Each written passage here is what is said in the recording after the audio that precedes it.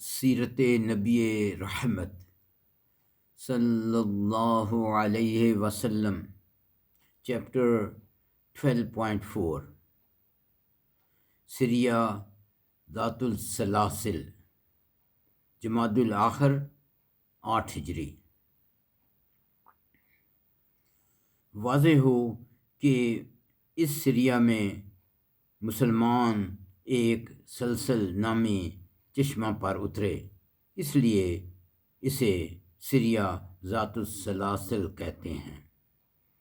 اس نام کا ایک سریہ حضرت عمر رضی اللہ عنہ کی خلافت کے زمانے میں پیش آیا، جس میں قیدیوں کو زنجیروں میں باندھا گیا تھا، اس لیے اسے سریہ ذات السلاسل کہا گیا۔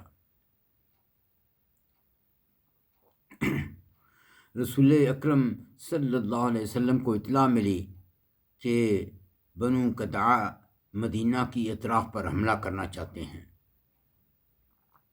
تو آپ صلی اللہ علیہ وسلم نے حضرت عمر بن العاص کو ان کے خلاف 300 صحابہ کے ہمراہ بھیجا۔ یہ سخت سردی کا موسم تھا، مسلمان رات کو سفر کرتے اور دن کو چھپ جاتے۔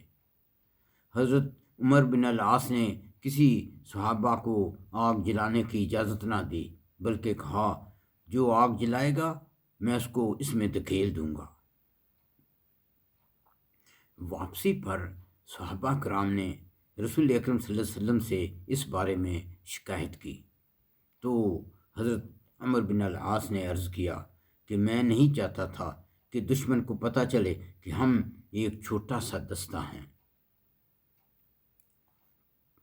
جب مسلمان دشمن کے قریب پہنچے تو پتہ چلا کہ دشمن کا لشکر بہت بڑا ہے، اس لیے حضرت عمر بن العاص نے قاصد کے ذریعے کمک کی درخواست کی۔ رسول اکرم صلی اللہ علیہ وسلم نے حضرت ابو عبیدہ بن جراح رضی اللہ عنہ کی قیادت میں 200 صحابہ بھیجے، جن میں حضرت ابو بکر، حضرت عمر بھی شامل تھے۔ رسول اکرم صلی اللہ علیہ وسلم نے حضرت ابو عبیدہ کو فرمایا کہ وہاں پہنچ کر اختلاف نہ کرنا، بلکہ آپس میں اتفاق رکھنا۔ جب حضرت ابو عبیدہ حضرت عمر بن العاص کے پاس پہنچے تو نماز کا وقت تھا۔ حضرت ابو عبیدہ امامت کے لیے آگے بڑھے تو حضرت عمر بن العاص نے اعتراض کیا۔ حضرت عمر بن العاص صرف 3 ماہ پہلے اسلام لائے تھے، لیکن وہ اسلامی فوج کے سپہ سالار تھے۔ حضرت ابو عبیدہ بن جراح برگزیدہ صحابی اور کمانڈر ہونے کے باوجود مسلمانوں میں اتفاق کے لیے جھک گئے۔ اس میں امت مسلمہ کے لیے بہت بڑا سبق ہے۔ اسلامی فوج نے بنو قطع پر حملہ کیا، معمولی لڑائی کے بعد وہ بھاگ گئے۔ مسلمانوں کو بہت زیادہ مال غنیمت ملا۔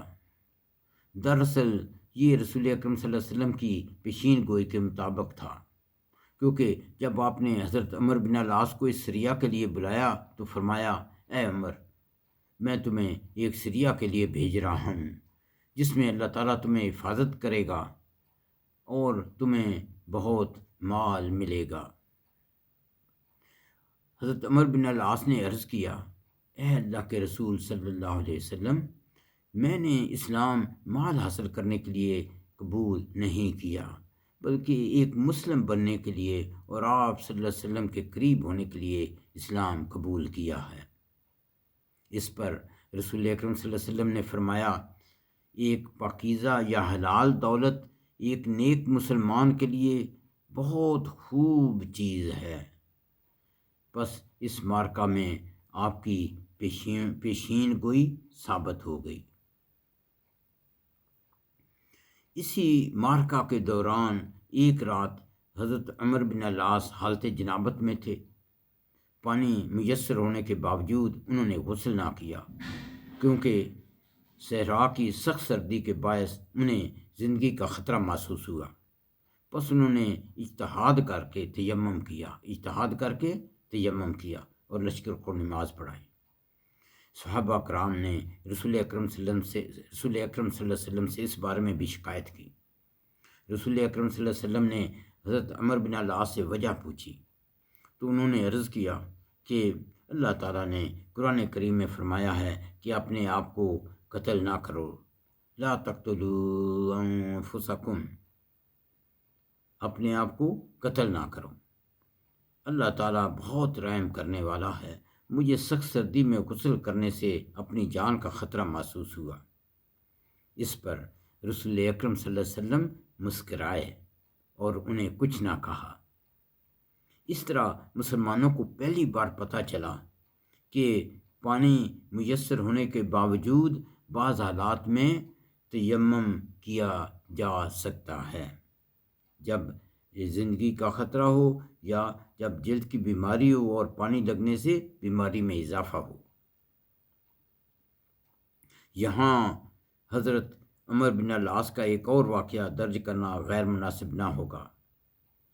جب بھی کوئی شخص رسول اکرم صلی اللہ علیہ وسلم سے ملتا تو اسے یہ محسوس ہوتا کہ رسول اکرم صلی اللہ علیہ وسلم سب سے بڑھ کر اسے ہی چاہتے ہیں۔ حضرت عمر بن العاص کو بھی یہی خیال تھا کہ رسول اکرم صلی اللہ علیہ وسلم ان سے سب سے زیادہ محبت رکھتے ہیں۔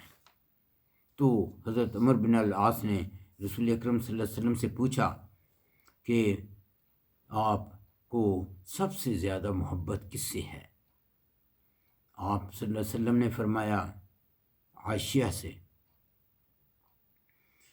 حضرت عمر بن العاص نے عرض کیا مردوں میں سے؟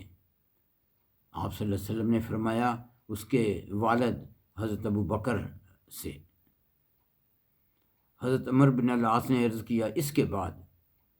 آپ نے فرمایا حضرت عمر رضی اللہ عنہ سے۔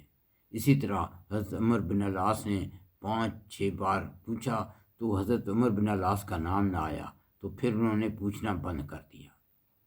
یہ تھا رسول اکرم صلی اللہ علیہ وسلم کا خلق عظیم کہ ہر ملنے والا ایسے محسوس کرتا تھا کہ انہیں سب سے زیادہ محبت ان سے ہے۔